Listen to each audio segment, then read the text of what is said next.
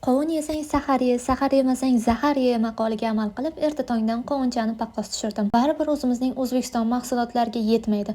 Umuman ta'mi yo'q bir balo ekan. Xonam hali ham bir ahvolda, hali kuch topib to'liqligicha yig'ishtira olganim yo'q. Kecha ovqat qilishga ham erinib uxlab qolganman. Kunimiz yana 2 kunlik pitsaga qoldi. So'ng ayam bilsa tamom bo'laman deb ovqat qilishga kirishdim. Vaqt zonalariga hali ko'nikib keta olmadim. Kechqurun oldida uxlab qolib, ertalab 4 bo'lmay turib ketyapman. O'zbekiston bilan oramiz 12 soatlik farq. Shu sababli hali uydagilar bilan ham gaplasha olmadim. Aytgancha o'sha legendarniy go'shtimiz Amerikagacha ham yetib kelgan. Ovqat qilib bo'lib, xonamning bir qismini tozalab oldim. So'ng universitetdagi hujjatbozlik ishlarini hal qilishga kirishdim. Arizonada yangi kelayotgan har bir talaba maxsus vaksinalarni qabul qilgan bo'lishi shart ekan. Bo'lmasa siz student sifatida qabul qilinmaysiz va kampusga kirishingiz ham xavfli. Bu g'avg'olarni hal qila olmay universitetga tayyorgarlik ko'rib boshladim. Bugun menyumizda sarpamga deb tiktirgan dvoykam. Ana endi universitet tomon yo'l olamiz. Havo juda issiq, miyangizdan quyosh o'tib ketadi.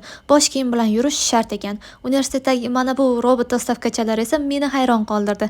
Talabalar ovqatni ilova orqali buyurtma qiladi. Robot esa o'zi mustaqil yurib, aynan siz turgan joygacha olib keladi. Ichini esa faqat telefoningiz orqali ochasiz.